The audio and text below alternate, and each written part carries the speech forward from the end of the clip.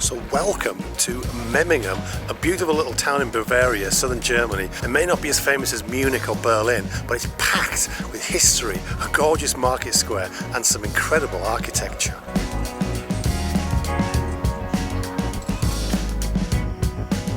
And it's the start of my little European adventure of 5 countries. I'm starting here in Germany, and then in a couple of days I'm flying to Romania in Cluj-Napoca, then Malmö in Sweden, Copenhagen in Denmark, and finally Kaunas in Lithuania, all on low-budget airlines.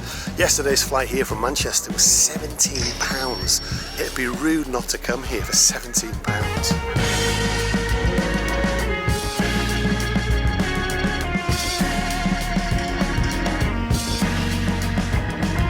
And in the 16th century, the town played a massive part in shaping human rights with its famous 12 articles. More on that later.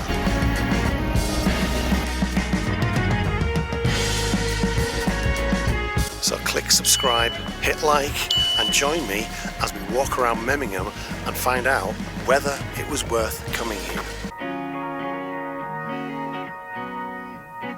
So I'm outside my hotel, the Joseph Hotel, and look over there, I just spotted on top of that chimney an actual stork. Can you believe it?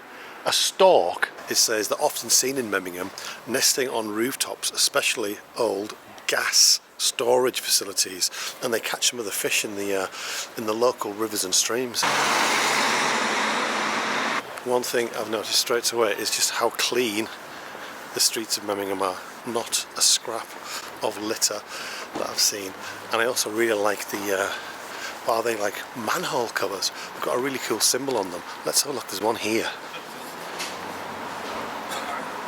Just look how pretty this looks. Doesn't it look absolutely like just fairy tale like? Look at these on the wall as well. What are they about? I love it. Look at this, what is it? The blue sky helps massively. Memmingen used to be a free city, a free imperial city. That means it was only answerable to the Emperor of the Holy Roman Empire back in the day. It wasn't answerable to any of the princes around here who could like sway things. So they could do whatever they wanted really. So that's a symbol of it, the freedom one. And there's water vapour coming out of it right now. Look at that.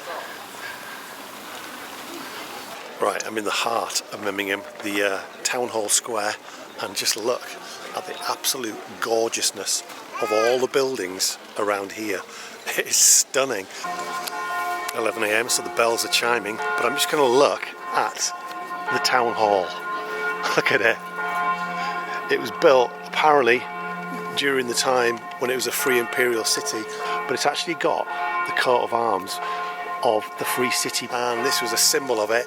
As was this was the tax office back in the day of the free imperial city, where all the people had to pay their taxes and dues, but it wasn't painted like this back in the day. I think it was built in like 1495 or something. It was just a grey building, but some woman who lived in one of the houses around here was sick of looking at it, so she paid for her own money to be painted in the early 20th century, I think. What a magnificent building. And this is the guild hall, the old guild hall. This is where all the rich merchants used to gather, and they held fair sway in Memmingen in medieval times. They held a lot of power. They made a lot of the decisions in this city. I don't know how many times I'm going to be saying that. So gorgeous. So this, as you heard earlier, the bells, is the church of St. Martin. Back in the day, obviously, with a huge tower like that, it was used as a security measure in case of fires or approaching armies. They had a series of bells which they would ring. But apparently the frescoes are the originals back from the Middle Ages. Let's go and see some up close. Wow. Look at that.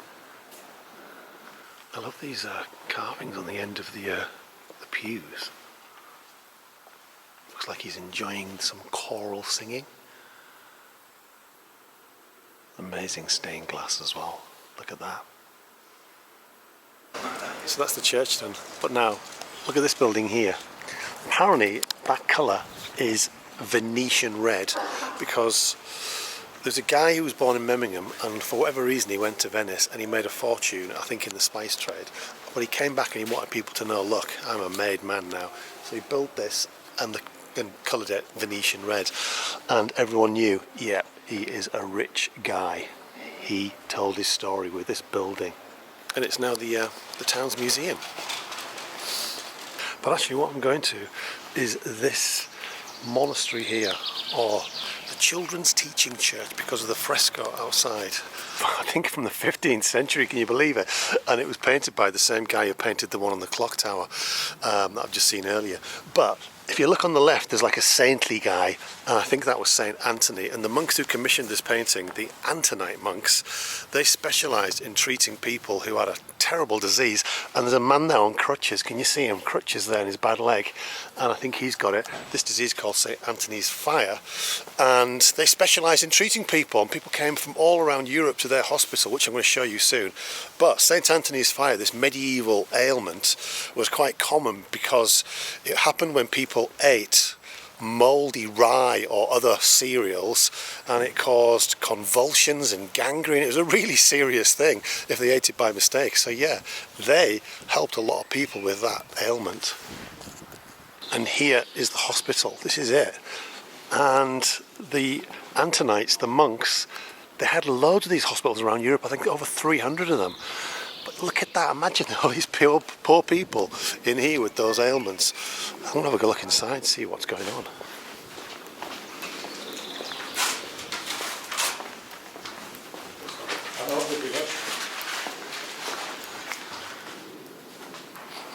So in that little courtyard there's a little cafe, and I just come in because I'm going to get some famous German dessert, apple strudel. And the option was cream or ice cream, and I went for ice cream. Look how good this looks. Apple strudel, even with a little raspberry on top.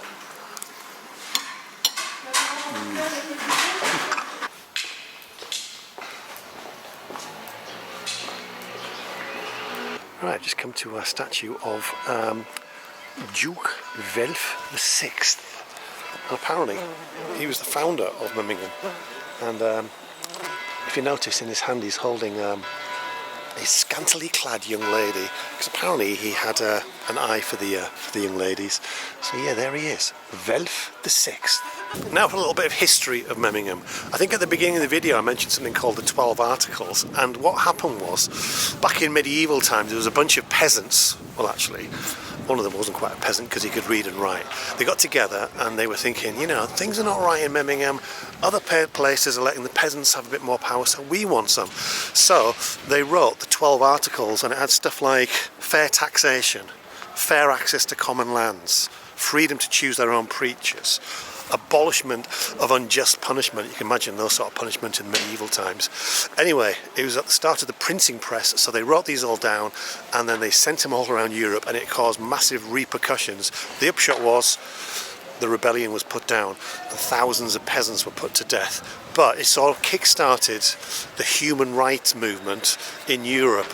And I think today's German constitution is based somewhat on the 12 Articles. And the building where they came up with that 12 article list is this. I think it was the Grocers Guild, believe it or not. And on that second floor, that's where about 50 of them gathered to come up with their list.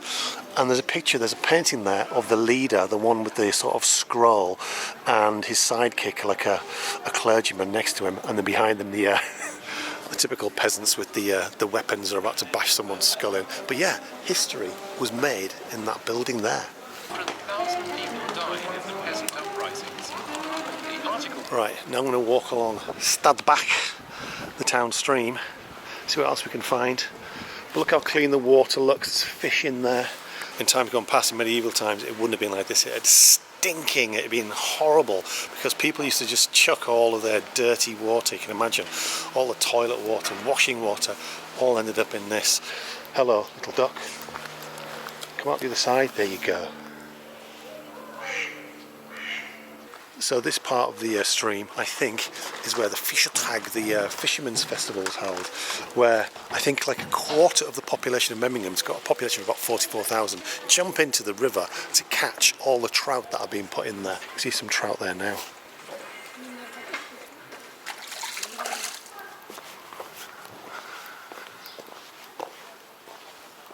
So I've just emerged into Schrannenplatz, and it's got a statue here of a traditional fisherman with his net there.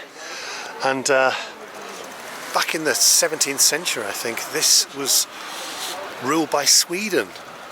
And the Bavarians around the outside didn't like it, so they started a bombardment of cannonballs and all sorts. And one cannonball is still lodged in this building here. Oh, I can see it up there. It's got the 1647 when it landed. And you might notice there's like a symbol of a lion on its awning. And that meant back in the medieval times, a weary man on his horse, perhaps with his stuff on the back of his car, he knew he could stay in this building, get some food, get a glass of wine and mead, and he'd have somewhere for his horses as well. So that's what the golden symbol meant. And if you're wondering where the locals of Memmingen live, look at their houses. Imagine living here. That'd be amazing.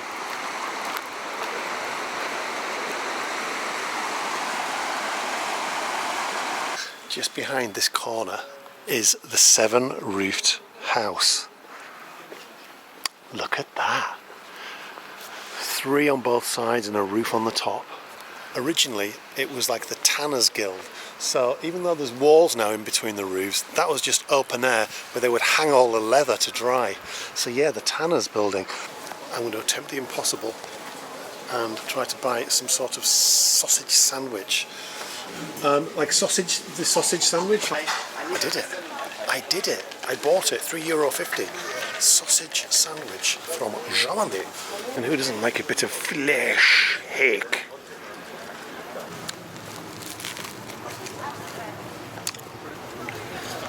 Can't beat a bit of German sausage. I've said it before. That sausage sandwich was delicious. Delicious. And speaking of food, this building behind me, this yellow building, is the old salt storage building. And it doesn't actually look that big, but I'm going to show you the side in a second. It's huge, it's a huge building. And this is where the town's salt was stored during medieval times. Now remember, salt in the Middle Ages was a commodity worth more than gold. It could preserve food, and it was stored there. And can you see this? Apparently it's the Crusader Monastery, and the inside apparently is what you're meant to see. So I'm trying to find a way in.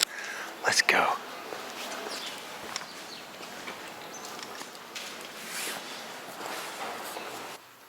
Wow, that was definitely worth it.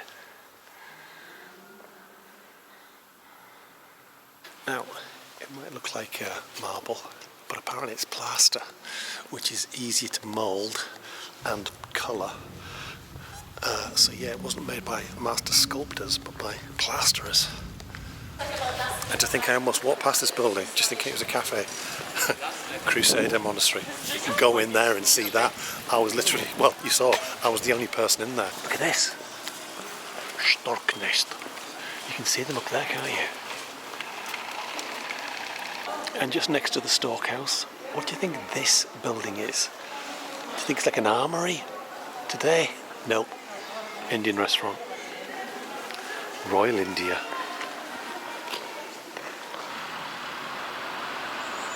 Right, you've heard of the Leaning Tower of Pisa. Well, here is the Leaning Tower of Memmingen. It's actually also called the Witch's Tower. Back in medieval times, when this part of Germany was heavily Protestant and a lot of things are outlawed, if you were caught committing adultery, you were put in there for 2 weeks. If you were caught again, potentially you could be executed. This next to it is the smallest house in Memmingen, and that's the width of it. That is just the width. It's not like going around the other corner, it's just that. Can you imagine a whole family living in that tiny little house? I would definitely bump my head in this house. Right, back in Market Square. Surely I can get a beer over here. A German beer on quite a nice hot day in Memmingen.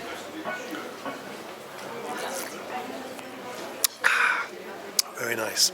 So that's it. My quickfire tour of Memmingen, Bavaria, Germany. Tomorrow, I'll see you in Romania.